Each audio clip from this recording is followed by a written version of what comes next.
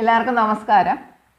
ഞാൻ ഇന്ന് പറയാൻ ഉദ്ദേശിക്കുന്നത് ഷഷ്ടാഷ്ടമം അതിനെപ്പറ്റിയാണ് കേട്ടോ. കാരണം കുറേ പേര് എന്നോട് ചോദിച്ചിട്ടുണ്ട് ഈ ഷഷ്ടാഷ്ടമത്തിൻ്റെ ഫലം ഒന്ന് പറയാമോ എന്ന്. അപ്പോൾ ഷഷ്ടാഷ്ടമം എന്ന് പറയുമ്പം 6ഉം 8ഉം, അതായത് ഇത് വിവാഹ പൊരുത്തത്തിനാണ് നോക്കുന്നത്. അപ്പം നമുക്കറിയാം ഒരുപാട്, കാരണം 10 പൊരുത്തങ്ങൾ, പിന്നെ ഭാവത്തിലോട്ടും ഗ്രഹങ്ങളുമായിട്ടുള്ള പൊരുത്തം, പിന്നെ ഗ്രഹങ്ങളുടെ കോമ്പിനേഷൻ, നവാംശകം, ദശാകാലങ്ങൾ. അപ്പം ഇത്രയും നമ്മൾ മെയിനായിട്ട് നോക്കണം.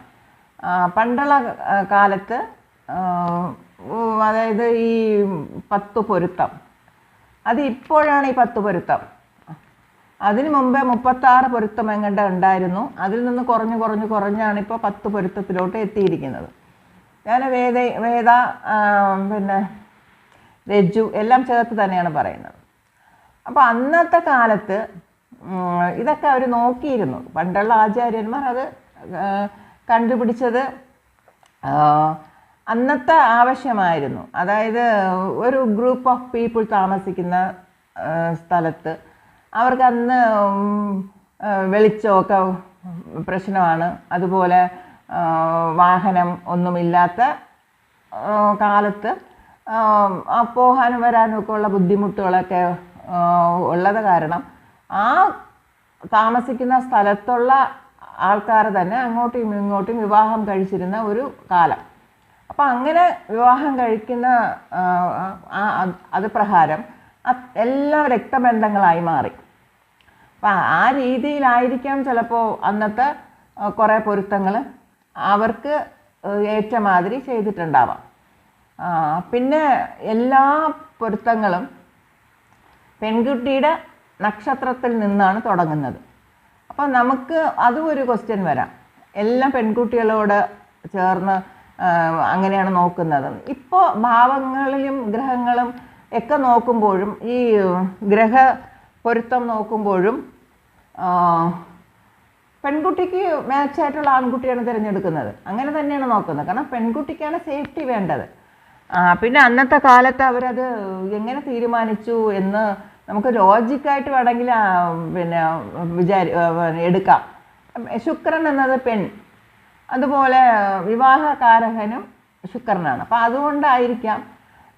അല്ലെങ്കിൽ പെൺകുട്ടികളുടെ സേഫ്റ്റിക്ക് അനുസരിച്ച്, കാരണം പണ്ടുള്ള കാലങ്ങളിൽ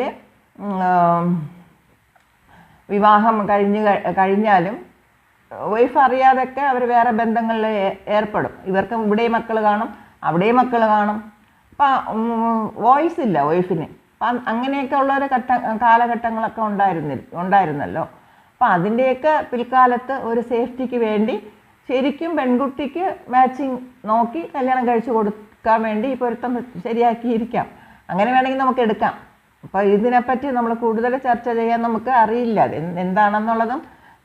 അന്നത്തെ പൊരുത്തത്തിൽ ഞാനത് അങ്ങ് അപ്പാടെ തള്ളിക്കളയുന്നില്ല. കാരണം അതിൽ വരുന്ന പൊരുത്തങ്ങളൊക്കെ നമുക്ക് എടുക്കാം. അത് ഏതൊക്കെ നമുക്ക് പോസിറ്റീവായിട്ട് കിട്ടുന്നോ അതെല്ലാം നമുക്ക് ഇന്നത്തെ കാലത്തോട്ട് എടുക്കാം. പക്ഷേ മറ്റു അതായത് വെറുതെ ആ 10 പൊരുത്തങ്ങൾ മാത്രം നോക്കി ടിക്കടിച്ചു കൊടുക്കുന്ന പരിപാടി പാടില്ല. കാരണം ഗ്രഹങ്ങളുടെ കോമ്പിനേഷന് അതേ ഒരു പ്രശ്നമാണ്.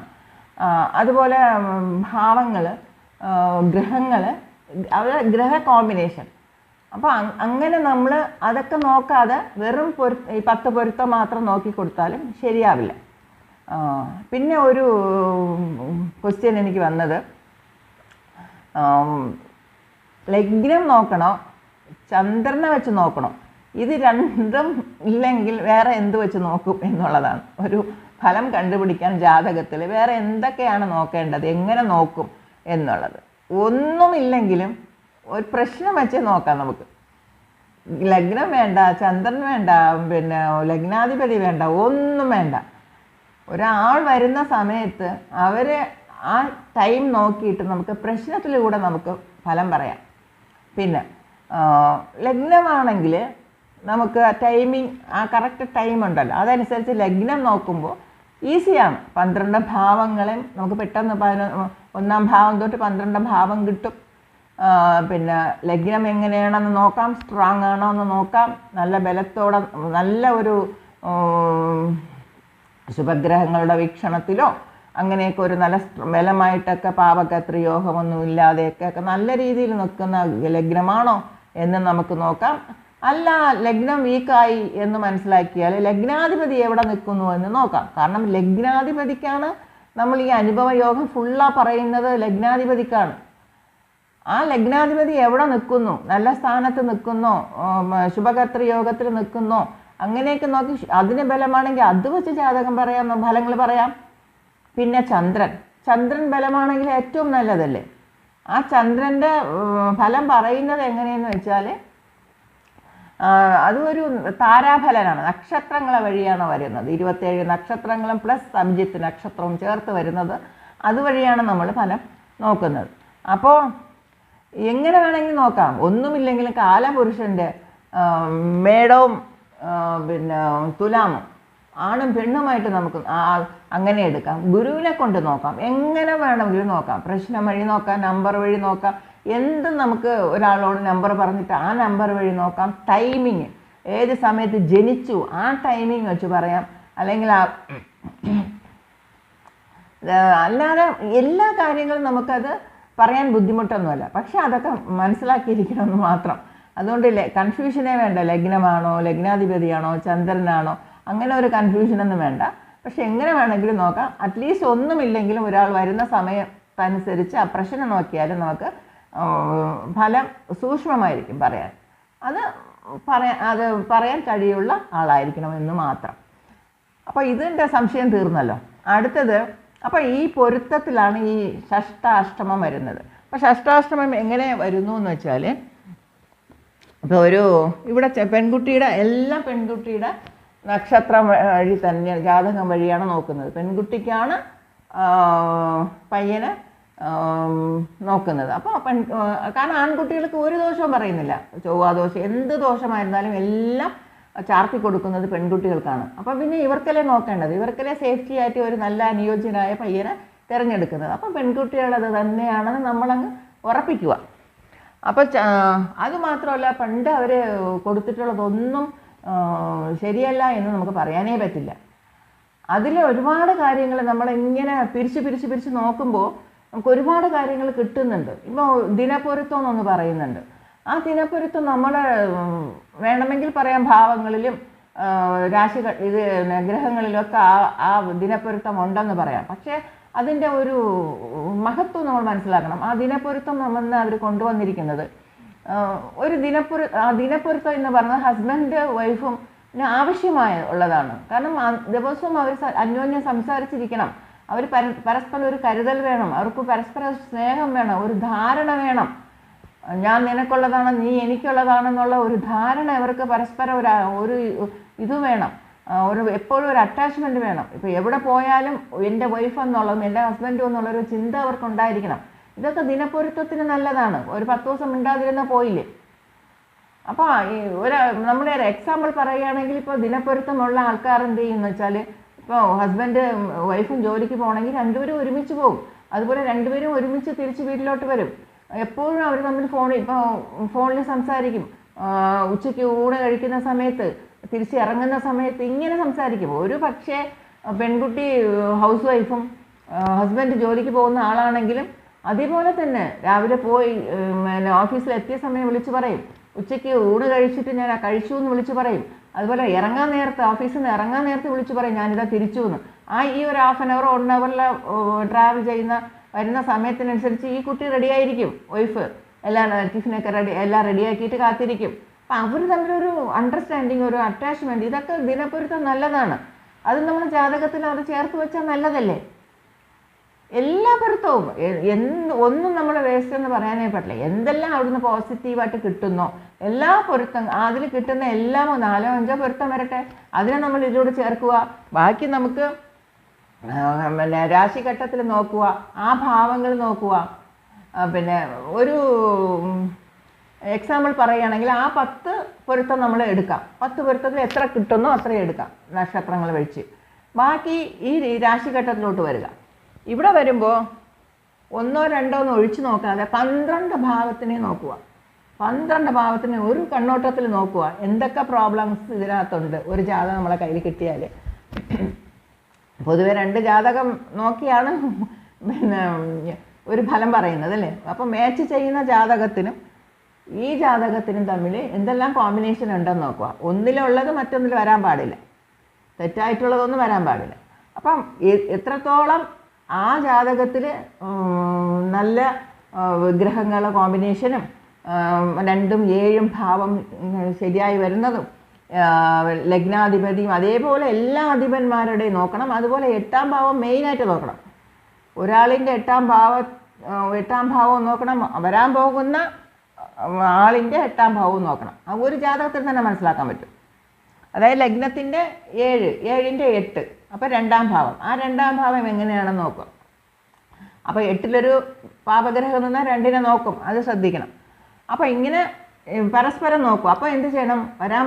ചേർക്കാൻ പോകുന്ന ജാതകത്തിൻ്റെ 8ാം ഭാവം നല്ല സ്ട്രോങ് ആയിരിക്കണമെന്ന് മനസ്സിലാക്കണം. ഇവിടെ വീക്കായി കാണുന്നുണ്ട്, അപ്പം ഒരുവിധം അങ്ങനെയൊക്കെ നോക്കി ചേർക്കാനേ പാടില്ല.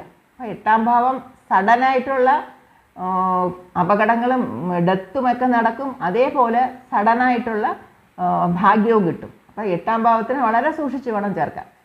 അപ്പോൾ 7ാം ഭാവം മാത്രം നോക്കരുത്. 7ാം ഭാവം നോക്കുന്ന കൂട്ടത്തിൽ 2ാം ഭാവം പ്രത്യേകം ശ്രദ്ധിക്കണം. കുടുംബം, 2ാം ഭാവം എന്ന് പറഞ്ഞത് കുടുംബം. ആ കുടുംബത്തിന് എല്ലാ വരവ്, നമുക്ക് വരുന്ന വരവെല്ലാം എല്ലാവരും പറയും 11. 11 നമുക്ക് ലാഭം കിട്ടുന്നതാണ്. പക്ഷേ 2 എന്നുള്ളതാണ് നമ്മളെ വരുമാനം. എല്ലാ വരവും കാണിക്കുന്നത് 2ാം ഭാവം. അപ്പോൾ ഈ 2 എന്ന് പറയുന്ന ഒരു അതിഥി വന്നാലും ഒരു മെമ്പർ നമ്മുടെ ഫാമിലിയിൽ വന്നാലും ഈ 2ാം ഭാവം തന്നെയാണ്. അപ്പോൾ ഒരു ജാതകത്തിൽ ആ ലഗ്നത്തിൻ്റെ 2ഉം 7ഉം വളരെ ക്ലിയറായിട്ട് നോക്കണം. അത് കെട്ടുപോയിട്ടുണ്ടെങ്കിൽ മറ്റുള്ള എത്ര പൊരുത്തങ്ങൾ ചേർത്താലും ശരിയാവില്ല. അപ്പം പിന്നെ അതിന് പകരം എന്ത് ചെയ്യണം? ചേർക്കാൻ പോകുന്ന ജാതകത്തിൽ 2ഉം 7ഉം പെർഫെക്റ്റ് ആയിരിക്കണം, കറക്റ്റ് ആയിരിക്കണം. അല്ലെങ്കിൽ ഇവിടെ പ്രശ്നങ്ങൾ വരും. അപ്പം നമുക്കിവിടെ അപ്പം അത് കഴിഞ്ഞിട്ട് നവാംശകം, വിവാഹത്തിന് ശേഷം എങ്ങനെയാണ് എന്നുള്ളത് നവാംശകം നോക്കണം. നവാംശകം നോക്കി കഴിഞ്ഞ ശേഷം ദശാകാലങ്ങൾ നോക്കണം. അപ്പം ദശാകാലം എന്ന് പറയുമ്പോൾ ദശ, ഭുക്തി അതായത് അപഹാരം, അന്തരം, സൂക്ഷ്മം, പ്രാണൻ. ഞാനിത് തമിഴിലാണ് പറയുന്നത്, നിങ്ങളത് മലയാളത്തിലാക്കിക്കോ. ഈ 5 കാര്യങ്ങൾ നോക്കണം. കാരണം ദശയിലാണോ അല്ലെങ്കിൽ അപഹാരത്തിലാണോ അന്തരത്തിലാണോ സൂക്ഷ്മത്തിലാണോ പ്രാണനിലാണോ എങ്ങനെയാണെന്നുള്ളത്. കാരണം എല്ലാം ഇങ്ങനെ വരിയായിട്ട് വരികയല്ലേ. അപ്പോൾ അതിൽ ഈ അറ്റ്ലീസ്റ്റ് നമ്മൾ ദശയും അപഹാരമെങ്കിലും നോക്കണം. അപ്പോൾ അതെങ്ങനെയാണെന്ന് വെച്ചാൽ ഒരു പക്ഷേ വിവാഹം കഴിഞ്ഞാൽ ഉടനെ, അതായത് നമ്മളിപ്പോൾ പെട്ടെന്ന് ഒരു വിവാഹം കഴിഞ്ഞ ഉടനെ ഒരു പുതുമോടി അല്ലെങ്കിൽ പുതുസ് എന്നുള്ള രീതിയിൽ കുറച്ച് നാൾ അങ്ങനെ പോകും. അവരുടെ ജീവിതം പഠിച്ചു തുടങ്ങുന്നത് കുറച്ച് ടൈം എടുക്കും അല്ലേ.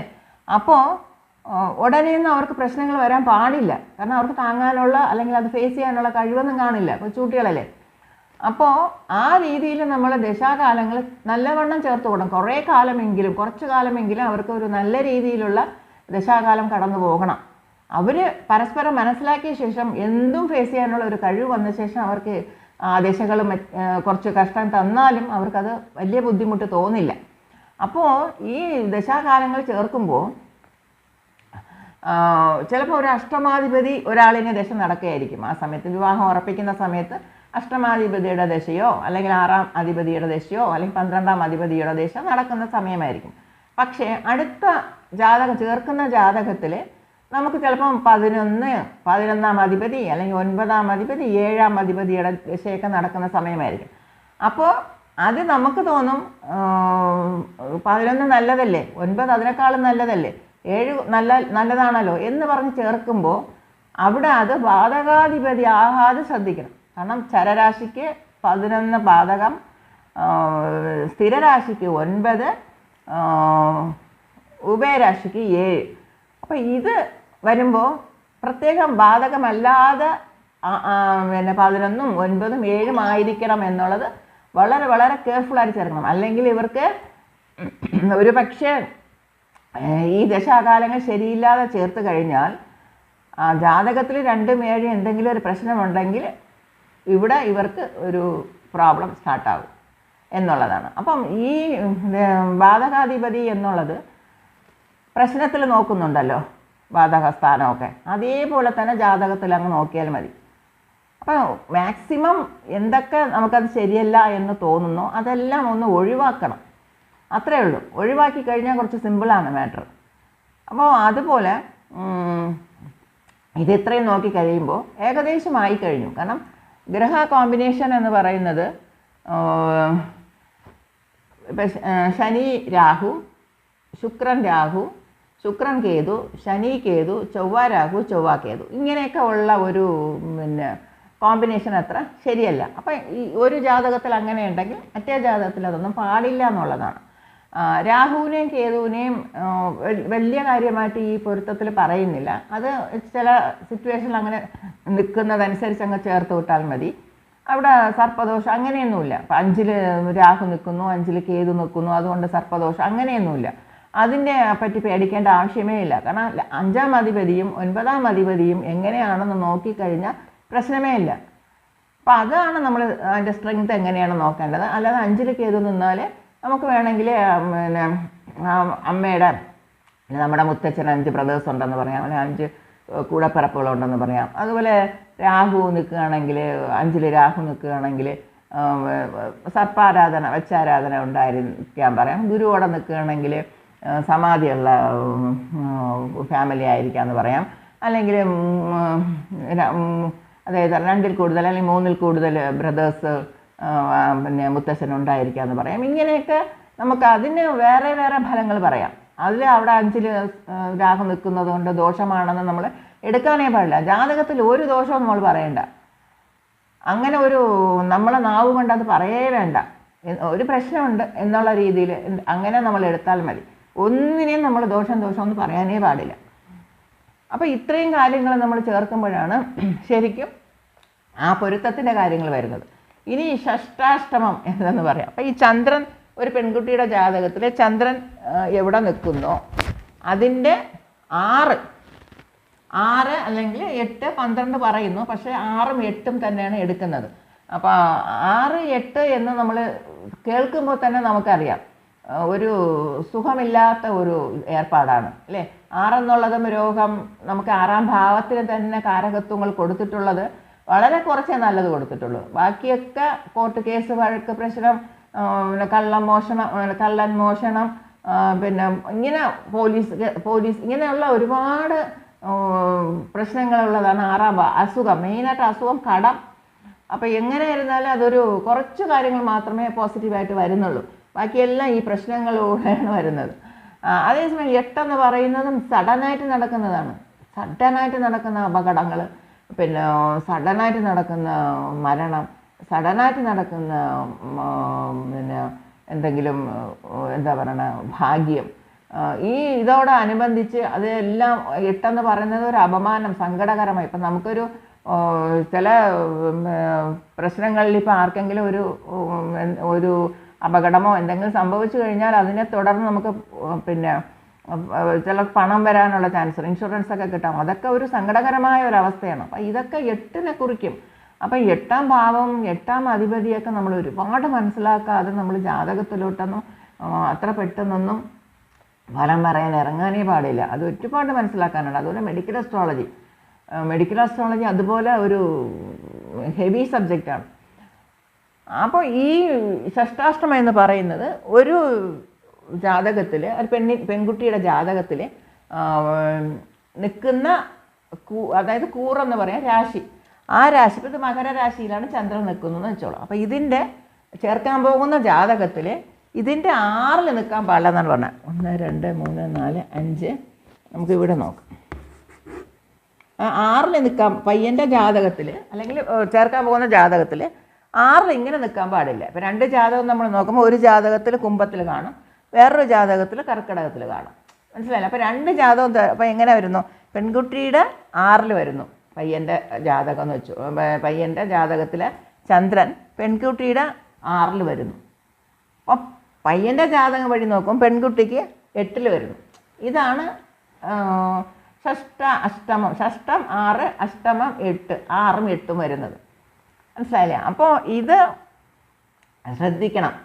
ഇതുപോലെ മാറി എങ്ങനെ വേണമെങ്കിലും വരാം. ഒരു പക്ഷേ ലഗ്നവും വരാം. ഇത് ലഗ്നമായിട്ടൊന്നും വരുമെന്ന് വെച്ചോളൂ. ലഗ്നമായിട്ട് വരുമ്പോഴും ലഗ്നവും രാശിയും ഒന്നാണ്. അപ്പം ലഗ്നത്തിൻ്റെയും രാശിക്കും ചേർക്കാൻ പോകുന്ന ജാതകത്തിന് 6ഉം ആ കുട്ടിയുടെ ജാതകത്തിൽ നിന്ന് പെൺകുട്ടിക്ക് നോക്കുമ്പോൾ 8ഉം. അപ്പോൾ ഇവരത് ലഗ്നമായിട്ട് വരുന്നു, ചിലപ്പോൾ അവരത് ലഗ്നമായിട്ട് വരാം. അങ്ങനെ വരുമ്പോൾ എന്ത് ചെയ്യും? പൊതുവെ ചന്ദ്രൻ എന്ന് പറഞ്ഞത് മനസ്സാണ്. ഇവരുടെ മനസ്സ് തമ്മിൽ ചേരില്ല എന്നാണ്. അപ്പോൾ ഈ ഒരു ഷഷ്ടാഷ്ടമം ഉള്ള ജാതകത്തിൽ അങ്ങനെ ചേർക്കണോ എന്ന് പറയും. ഇപ്പോൾ ചിലർ വന്ന് പറയും ഞങ്ങൾക്കിത് ഏറ്റവും ബെസ്റ്റാണ്, കിട്ടിയ സെലക്ഷനിൽ ഏറ്റവും നല്ല ജാതകമാണ്, ഇത് തന്നെ ഞങ്ങൾക്ക് വേണമെന്നൊക്കെ വന്ന് പറയാറുണ്ട്. അങ്ങനെ നിർബന്ധം പിടിക്കുന്ന ആൾക്കാർക്ക് നമ്മൾ പറഞ്ഞു കൊടുത്താലും അവർക്ക് മനസ്സിലാവില്ല. അവർക്ക് ഒന്നും അറിയില്ല, അവർക്ക് പൊതുവെ ഒന്നും അറിയില്ല. കാരണം എവിടെന്നെങ്കിലും ഈ യൂട്യൂബിലൊക്കെ കണ്ടിട്ട് അവർക്ക് വല്ലതും മനസ്സിലാക്കിയിട്ടാണ് ആൾക്കാർ വരുന്നത്. അവർക്ക് അതിനെപ്പറ്റിയൊന്നും അറിയാത്തത് കൊണ്ടാണ്. അപ്പോൾ അവർക്കത് മനസ്സിലാവില്ല. അപ്പോൾ ഈ കാര്യങ്ങൾ നമ്മൾ എടുത്തു പറയണം. കാരണം നമ്മൾ തമിഴ്നാട്ടിൽ ഇങ്ങനെ കണ്ടാൽ അവർ ഉടനെ നിരസിക്കും. ആ ജാതകം എത്ര വലിയ കോടീശ്വരൻ്റെ ജാതകമായിരുന്നാലും ശരി, എത്ര വലിയ ഒരു പവർഫുള്ളായിട്ടൊരു ജാതകമായിരുന്നു അവരെടുക്കില്ല. കാരണം ഇതൊരു എന്താ പറയുക, ഒരു കൊല്ലാപ്പാണെന്ന് പറയും. കാരണം എന്തിന് റിസ്ക് എടുക്കുന്നു എന്നുള്ള രീതിയിൽ ഈ ഷഷ്ടാഷ്ടമം ഇവിടെ ഒഴിവാക്കാറുണ്ട്.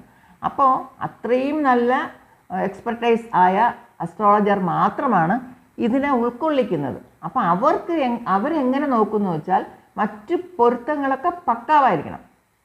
ഷഷ്ടാഷ്ടമം എടുക്കാം, ഇങ്ങനെയുള്ള ജാതകങ്ങൾ എടുത്ത് കല്യാണം നടത്താൻ വേണ്ടി നമുക്ക് പറയാം. പക്ഷേ അപ്പോൾ അത് ഏറ്റവും ബെസ്റ്റ് മറ്റ് പൊരുത്തങ്ങളെല്ലാം, പിന്നെ ഭാവത്തിൻ്റെ പൊരുത്തം, ഗ്രഹത്തിൻ്റെ പൊരുത്തം, ഗ്രഹ കോമ്പിനേഷൻ, നവാംശകം, ദശാകാലങ്ങൾ, മറ്റേ 10 പൊരുത്തത്തിൽ കുറേ ചേർക്കേണ്ടത് ചേർക്കുക, എല്ലാം പക്ക പെർഫെക്റ്റായിട്ട് ചേർത്ത് കഴിഞ്ഞാൽ ഈ ഷഷ്ടാഷ്ടമം അധികം ബാധിക്കില്ല എന്നാണ് പറയുന്നത്. അങ്ങനെ അല്ലാത്ത പക്ഷത്തിൽ എടുക്കാനേ പോകരുത്, അതങ്ങ് അവോയ്ഡ് ചെയ്യുക.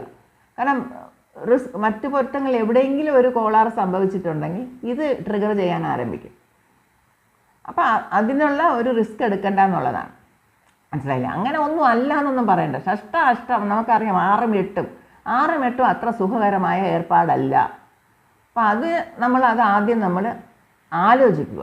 അതുകൊണ്ട് നിറയെ ജാതകങ്ങൾ ഷഷ്ടാഷ്ടമം വരികയാണെങ്കിൽ നിറയെ പേര് വേണ്ടാന്ന് വെക്കും. കാരണം എന്തെന്ന് വെച്ചാൽ മനസ്സുകൊണ്ടുള്ള പൊരുത്തം ഉണ്ടാവില്ല, പ്രശ്നങ്ങൾ വരും. തമ്മിൽ കൂടുതൽ അതായത് പരസ്പരം ഒരു മര്യാദ കാണില്ല. ഒരാൾ പറയുന്ന ഒരാൾ മതിക്കില്ല, റെസ്പെക്റ്റ് കൊടുക്കില്ല.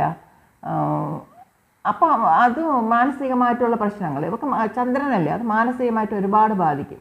അപ്പോൾ ഇങ്ങനെയൊക്കെ ഒരാളിൻ്റെ കൂടെ എന്തിനു ജീവിക്കണമെന്നുള്ള ഒരു തോന്നലൊക്കെ ഉണ്ടാവാനുള്ള ഒരു ചാൻസ് ഉണ്ട്. അപ്പോൾ അതുകൊണ്ട് ഇതിനൊരു ഇടം വെക്കണ്ടെന്ന് കരുതിയാണ് ഈ ഷഷ്ടാഷ്ടമം എല്ലാവരും എടുക്കാത്തത്.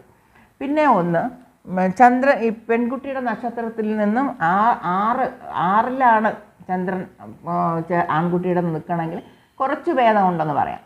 6ലാണെങ്കിൽ, പെൺകുട്ടിയുടെ നിന്ന് 6ലാണെങ്കിൽ, പയ്യൻ്റെ ജാതകത്തിൽ 6ലാണെങ്കിൽ കുറച്ചൊരു മാറ്റം എന്ന് പറഞ്ഞാൽ അതൊരു ചെറിയൊരു പോസിറ്റീവ് കൊടുക്കുന്നുണ്ട്. എന്താണെന്ന് വെച്ചാൽ പ്രശ്നം ഉണ്ടാവും, ഇവർ തമ്മിൽ അടിയും തല്ലും ബഹളവും വഴക്കും ഒക്കെ ഉണ്ടാവും. അടുത്ത നിമിഷം മാറിപ്പോവും. അവർ വഴക്കുണ്ടാക്കും, പരസ്പരം കുറ്റം പറയും, അല്ലെങ്കിൽ അമ്മയുടെ അച്ഛനും ഒക്കെ പോയി കംപ്ലൈൻറ്റ് പറയും മാറി. പക്ഷേ അവർ ഒരുമിച്ച് ജീവിക്കും, അവർക്ക് കുട്ടികളുണ്ടാകും, അവർ കുട്ടികളെ കല്യാണം കഴിച്ചേക്കും. അങ്ങനെ പ്രശ്നങ്ങളുണ്ടെങ്കിലും ആ പ്രശ്നങ്ങൾ വലിയ ഒരു സീരിയസ് ആയി പോകാതെ പോകുന്നുണ്ട്. കാരണം ഇത് എല്ലായിടത്തും നടക്കുന്ന കാര്യമെന്ന് പറഞ്ഞെടുക്കും. പക്ഷെ അപ്പം നമ്മൾ നോക്കുമ്പോൾ ചിലപ്പം ഇങ്ങനെ നിൽക്കുന്ന അവസ്ഥ വരാം. മനസ്സിലായില്ലേ? അപ്പോൾ ഇതിന് ലഗ്നത്തിനെ പറ്റി പറയാം. ഈ ലഗ്നവും രാശിയും ഒരുമിച്ച് വരുമ്പോൾ എന്തെന്ന് വെച്ചാൽ, ലഗ്നം എന്ന് പറയുന്നത് ലഗ്നത്തിൻ്റെ 6ലും നിൽക്കണം അല്ലേ. ഞാനിപ്പോൾ അതും കൂടെ ഒരു എക്സാമ്പിൾ നിങ്ങൾക്ക് പറഞ്ഞുതരാം ക്ലാരിറ്റിക്ക് വേണ്ടി. ലഗ്നം, ഇത് ചന്ദ്രൻ എന്നുള്ളത് മനസ്സാണ്. അപ്പോൾ ലഗ്നം എന്ന് പറയുമ്പോൾ എന്താണ്? നമ്മുടെ ജീവൻ, നമ്മുടെ സോൾ, നമ്മുടെ ശരീരം അല്ലേ. നമ്മൾ തന്നെയാണ്, ആ ജാതകൻ തന്നെയാണ് ആ ലഗ്നമായിട്ട് നമ്മൾ ഭാവിക്കുന്നത്. ആ ശരീരവും ആ മനസ്സും കൂടെ ചേരില്ല. അതാണ് പ്രശ്നം. എന്താണെന്ന് വെച്ചാൽ ചിലപ്പോൾ തടി കൂടിയതല്ലായിരിക്കാം, അല്ലെങ്കിൽ കുറച്ച് നാൾ കല്യാണം കഴിഞ്ഞ് കുറച്ച് നാൾ കഴിയുമ്പോഴത്തേക്ക് പെൺകുട്ടിക്ക് ഭയങ്കര തടിയായിരിക്കാം, അല്ലെങ്കിൽ ആൺകുട്ടികൾക്ക് അതിൻ്റേതായ രീതിയിൽ എന്തെങ്കിലും ശരീരത്തിലൊരു വ്യത്യാസം വരാം. ഇങ്ങനെയാകുമ്പോൾ പരസ്പരം അവർ ശരീരവും മനസ്സും കൂടെ അവർക്ക് ചേരാത്ത ഒരവസ്ഥയും ഉണ്ടാകാനുള്ളൊരു ചാൻസ് ഉണ്ട്. അപ്പോൾ എന്ത് ചെയ്യണമെന്ന് വെച്ചാൽ ഇങ്ങനെയൊക്കെ നിൽക്കുന്ന ഒരവസ്ഥയിൽ പൊല്ലാപ്പ് എന്തിനെന്ന് കരുതി നിറയെ പേര് അത് എടുക്കില്ല. ചന്ദ്രൻ നോക്കാം, 6 8 വേണ്ടാന്ന് നോക്കും. കാരണം മറ്റുള്ള പൊരുത്തങ്ങൾ അത്രയും പെർഫെക്റ്റായിട്ട് നോക്കാനുള്ള ഒരു ബുദ്ധിമുട്ടുണ്ടാവും. എവിടെയെങ്കിലുമൊക്കെ ചെറിയ ചെറിയ പ്രശ്നങ്ങൾ ഉണ്ടാവൂലേ, എല്ലാം പെർഫെക്റ്റായി കിട്ടാനും ബുദ്ധിമുട്ട്. അപ്പോൾ ഇതൊരു വലിയ ഒരു പ്രശ്നത്തിന് എന്തിന് ചേർക്കണമെന്നുള്ള രീതിയിൽ ഇത് അവോയ്ഡ് ചെയ്യാനുള്ളൊരു ചാൻസ് ഉണ്ട്. അപ്പം ഞാൻ എന്ത് പറയണമെന്ന് വെച്ചാൽ, ഇത് ഷഷ്ടാശ്രമം നമ്മൾ എടുക്കുകയാണെങ്കിൽ ആ ഒരു പരിഗണിക്കാം എന്നുള്ള രീതിയിൽ എടുക്കുകയാണെങ്കിൽ മറ്റുള്ള പൊരുത്തങ്ങളൊക്കെ പക്കാവായിരിക്കണം എന്നുള്ളതാണ്. അല്ലെങ്കിൽ പ്രശ്നം വരും. അപ്പം നമ്മൾ വെളിയിൽ അറിയില്ല. നിറയെ പേര് വഴക്കുണ്ടാക്കുന്നതും ഒരുപാട് പേർക്ക് ഷഷ്ടാശ്രമം ഉണ്ടാവും. അവർ വെളിയിൽ പറയില്ല. തമ്മിൽ വാക്ക് തർക്കങ്ങളും ആർഗ്യുമെൻറ്റും ഒക്കെ ഉണ്ടാവും, വീട്ടിൽ എല്ലാം നടക്കും. അപ്പം ചിലത് മാത്രം അത് രൂക്ഷമാകും, ചിലത് രൂക്ഷമാകില്ല. അപ്പോൾ അതൊക്കെ നമ്മൾ മനസ്സിലാക്കി കഴിഞ്ഞാൽ ഇതിനെ ഒഴിവാക്കിയാൽ നല്ലതാണ്. വേറെ ജാതകങ്ങൾ വരട്ടെ എന്ന് പറഞ്ഞ് വെയിറ്റ് ചെയ്യുക. വരുന്ന സമയത്ത് മാരേജ് എന്ന് പറഞ്ഞത് എപ്പോഴും ഗുരു അങ്ങ് മാറുമ്പോഴും ശുക്രൻ വരുമ്പോഴും ഒക്കെ സമയങ്ങളായിരിക്കാം. പക്ഷേ അവനവന് ഒരു സമയമുണ്ടല്ലോ വിവാഹത്തിന്, ആ സമയത്തേ നടക്കുകയുള്ളൂ. അപ്പം അതുകൊണ്ട് ചില പൊരുത്തങ്ങളും ചില ചേർക്കുന്ന വിധമൊക്കെ വളരെ വളരെ ശ്രദ്ധിച്ച് വേണം ചേർക്കാൻ. അപ്പോൾ നിങ്ങൾ മനസ്സിലാക്കേണ്ടത്, ഒരു ഭാവത്തിൻ്റെ 2ഉം 7ഉം മെയിനായിട്ട് നോക്കണം. എന്നിട്ടാണ് ഈ ഷഷ്ടാശ്രമമൊക്കെ നോക്കണത്. പിന്നെ നീചമാണോ കമ്പസ്റ്റാണോ ഗ്രഹങ്ങൾ ഇങ്ങനെ മാറി മാറി നോക്കണം. ചൊവ്വ, ശനി, ഇതുപോലെ ചില കോമ്പിനേഷൻ ഞാൻ പറഞ്ഞു, രാഹു കൂടെ ചേർന്നത്, കേതു കൂടെ ചേർന്ന ഗ്രഹങ്ങൾ ഒക്കെ വളരെ ശ്രദ്ധിച്ച് നിങ്ങൾ നോക്കിക്കഴിഞ്ഞാൽ ഇത് നിങ്ങൾക്ക് അതായത് എന്താണ് പൊരുത്തം കുറച്ച് പെർഫെക്റ്റായി വരാനുള്ള ഒരു ചാൻസ് ഉണ്ട്. ഇത് ജ്യോതിഷം വിശ്വസിക്കുന്നവർക്ക് വേണ്ടി മാത്രമാണ്. ഓക്കെ. പിന്നെ ഇപ്പോൾ ഞാൻ പഠിച്ചുകൊണ്ടിരിക്കുന്നത് കൊണ്ട് ജാതകം ഞാൻ നോക്കാറില്ല. എനിക്ക് സമയമില്ലാത്തത് കൊണ്ടാണ് ഞാൻ നോക്കാത്തത്. നിങ്ങൾക്ക് പഠിക്കാനുള്ള ഒരു ടൂൾസ്, അതായത് പാഠ്യവിഷയങ്ങൾ അതിൽ എന്തെങ്കിലും വേണമെന്നുണ്ടെങ്കിൽ, അല്ലെങ്കിൽ അസ്ട്രോളജി പഠിക്കുന്നവരാകട്ടെ അല്ലെങ്കിൽ അസ്ട്രോളജി കൈകാര്യം ചെയ്യുന്നവരാകട്ടെ, അവർക്ക് കൂടുതൽ എന്തെങ്കിലും പഠിക്കാൻ ആഗ്രഹമുണ്ടെങ്കിൽ ഞാൻ നോട്ട്സ് അല്ലെങ്കിൽ വീഡിയോസൊക്കെ ഞാൻ കൊടുക്കുന്നതാണ്. ആവശ്യമുള്ളവർക്ക് ഈ വാട്സപ്പ് വഴി കോൺടാക്റ്റ് ചെയ്യാം. പേയ്മെൻ്റ് ഉണ്ട് കേട്ടോ, ചെറിയ പേയ്മെൻ്റ് ഉണ്ട്. പേയ്മെൻറ്റ് വഴിയേ കൊടുക്കാൻ പറ്റുള്ളൂ. അതുകൊണ്ട് ആവശ്യമുണ്ടെങ്കിൽ ഫോൺ വഴി കോൺടാക്റ്റ് ചെയ്യാം. Thank you. അപ്പോൾ എനിക്ക് ഈ ഷഷ്ടാശ്രമം മനസ്സിലായി കാണുമെന്ന് വിചാരിക്കുന്നു. പെൺകുട്ടിയുടെ നക്ഷത്രത്തിൽ നിന്ന് അതായത് കൂറ്, നക്ഷത്രം നിൽക്കുന്ന രാശിയുടെ കൂറിൽ നിന്ന് 6 8 അല്ലെങ്കിൽ 8 12 വരുന്നുണ്ട്. പക്ഷെ 6 8 മാത്രമാണ് നോക്കുന്നത്. അപ്പോൾ 6 വരികയാണെങ്കിൽ ആൺകുട്ടിയുടേത് 8 വരും. ഇത് ഇവിടെ 8 വരികയാണെങ്കിൽ പയ്യൻ്റെ ഇതിൽ പെൺകുട്ടിയുടേത് 6 വരും. അതാണ് നമ്മൾ നോക്കണം. മനസ്സിലായില്ലേ? ഇത് പെൺകുട്ടിയുടെ ഗ്രഹനില എന്ന് നോക്കിക്കോളൂ. ഇത് ഒരു ചുമ്മാ ഞാൻ എഴുതിയതാണ്. ഇവിടെ ചന്ദ്രൻ നിൽക്കുന്നു, കുംഭത്തിൽ ചന്ദ്രൻ നിൽക്കുന്നു. അപ്പോൾ കർക്കിടകത്തിൽ പയ്യൻ്റെ ജാതകത്തിൽ ചന്ദ്രനുണ്ടെങ്കിൽ പെൺകുട്ടിയുടെ രാശിയിൽ നിന്ന് 6ാമത്തേത് വരുന്നുണ്ട്, ഷഷ്ടം 6ാമത്തെ വരുന്നുണ്ട്. അതേസമയം പെൺകുട്ടിയുടേത് 8 ആണെങ്കിൽ പയ്യൻ്റെ ജാതകത്തിൽ നിന്ന് 6 വരും പെൺകുട്ടിയുടെ. അപ്പോൾ നിങ്ങളത് മനസ്സിലാക്കിയിട്ട് ഷഷ്ടാഷ്ടമം, കലഹം, പ്രശ്നങ്ങൾ, ആർഗ്യുമെൻറ്റ്, പരസ്പരം ധാരണയില്ലാത്തത്, ചില വീട്ടിലെ വൈഫിന് മര്യാദയെ കൊടുക്കില്ല. കാരണം അമ്മയ്ക്കാണ് സ്ഥാനം കൊടുക്കും, ചന്ദ്രന് അമ്മയ്ക്കാണ് സ്ഥാനം കൊടുക്കും. അമ്മയ്ക്ക് വേറെ മക്കളൊക്കെ കാണും, പക്ഷേ ഈ പെൺകുട്ടിയും ചേർന്ന് ചിലപ്പോൾ സമ്പാദിക്കുന്നതായിരിക്കും. ഈ പൈസയൊക്കെ ചേർത്ത് എന്തെങ്കിലും സ്ഥലം വാങ്ങുക, എന്തെങ്കിലും വീട് വാങ്ങുക, എന്തെങ്കിലും ചെയ്യുക, എല്ലാം അമ്മയുടെ പേരിൽ എഴുതും. അപ്പോൾ ആ കുട്ടിയുടെ മനസ്സ് എങ്ങനെയായിരിക്കും, പെൺകുട്ടിയുടെ? ഇങ്ങനെയൊക്കെയുള്ള ഒരുപാട് നടക്കുന്നുണ്ട്. പരസ്പരം എന്താ പറയുക, ഒരു അഡ്ജസ്റ്റ്മെൻ്റ് ഇല്ലാത്തത്, ഒരു ഒരു സ്നേഹമില്ലാത്തത്, മനസ്സുകൊണ്ട് അവർക്ക് പൊരുത്തപ്പെട്ട് പോകാൻ കഴിയാത്ത ഒരവസ്ഥ ഉണ്ടാകുന്നതുകൊണ്ട് പിന്നെ ഇത് നിങ്ങൾ പിന്നെ ശ്രദ്ധിക്കണം. പിന്നെ നമുക്ക് കുറേ ജാതകങ്ങൾ കാണും, 40 വർഷം 50 വർഷം 30 വർഷമൊക്കെ ജീവിച്ച ആൾക്കാർ കാണും. അവരുടെയൊക്കെ ജാതകത്തിൽ നല്ല പൊരുത്തം, അവർക്ക് നല്ല രണ്ടുപേരുടെ ജാതകം നല്ല മാച്ചിങ് ആയിട്ട് പോയിട്ടുണ്ടാവാം, അല്ലെങ്കിൽ ഒരാളുടെ ജാതകം പെർഫെക്റ്റ് ആയിട്ടുള്ള മാച്ചിങ് ആയിരിക്കും. അപ്പോൾ എന്തായാലും ഒരു നല്ല ജാതകത്തിൽ എല്ലാം കറക്റ്റായിട്ട് വന്നു കഴിഞ്ഞാൽ അപ്പോൾ അവർക്ക് കുറച്ച് മോശമായ ഒരു ജാതകം ചേർന്നാലും, കാരണം ഇദ്ദേഹത്തിന് നല്ല ഒരു ജാതകമാണ് ഉള്ളത്, അപ്പോൾ എങ്ങനെയായിരുന്നാലും മോശം ജാതകം വന്ന് ചേരില്ല. അപ്പോൾ അതിന് തക്കവണ്ണോട് ജാതകം തന്നെ ചേരും. അപ്പോൾ അവർക്ക് ചിലപ്പം ഇതൊക്കെ ഉണ്ടായിരുന്നാലും വേറെ എന്തെങ്കിലും പൊരുത്തങ്ങൾ കൊണ്ട് അത് ശരിയായി പോയിരിക്കാം. അപ്പോൾ അതുകൊണ്ട് അത് നമ്മൾ കുറേ വർഷം ജീവിച്ചവരുടെ ജാതകമൊന്നും നമ്മൾ നോക്കണ്ട. ഇന്നത്തെ കാലത്ത് പിന്നെ നമ്മൾ മാക്സിമം പൊരുത്തങ്ങൾ ചിലപ്പോൾ നമുക്ക് ആ ജാതകത്തിലൊക്കെ പൊരുത്തങ്ങൾ എങ്ങനെ പൊരുത്തിയിരിക്കുന്നു എന്ന് പോലും നമുക്ക് കണ്ടുപിടിക്കാൻ ചിലപ്പോൾ മനസ്സിലാവില്ല, കണ്ടുപിടിക്കാനും കൂടെ കഴിയില്ല. അത്ര രീതിയിൽ ചിലപ്പം ചേർത്തിട്ടുണ്ടാവാം, മനസ്സിലായില്ല. അപ്പം നമ്മൾ ചേർക്കേണ്ടത് കുറച്ച് സൂക്ഷിക്കണം എന്നുള്ളതാണ്. ഇപ്പോഴത്തെ കാലത്തേക്ക് നമ്മൾ വളരെ കെയർഫുള്ളായിട്ട് ആ 10 പൊരുത്തത്തിനെയൊക്കെ മാത്രം നോക്കാതെ മറ്റുള്ള കാര്യങ്ങളൊക്കെ ചേർത്ത് കൊണ്ട് നോക്കുകയാണെങ്കിൽ തീർച്ചയായിട്ടും പിന്നെ ഈ പൊരുത്തത്തിലൊക്കെ വിശ്വസിക്കുന്നവർക്ക് നല്ല രീതിയിൽ ജാതകങ്ങൾ കിട്ടും. ഓക്കെ, നല്ലവണ്ണം ചേർക്കാനും പറ്റും. Okay, thank you. ഇനി അടുത്ത ഏതെങ്കിലും ഒരു സബ്ജക്റ്റിനെ പറ്റി ഇടാം കേട്ടോ. Thank you.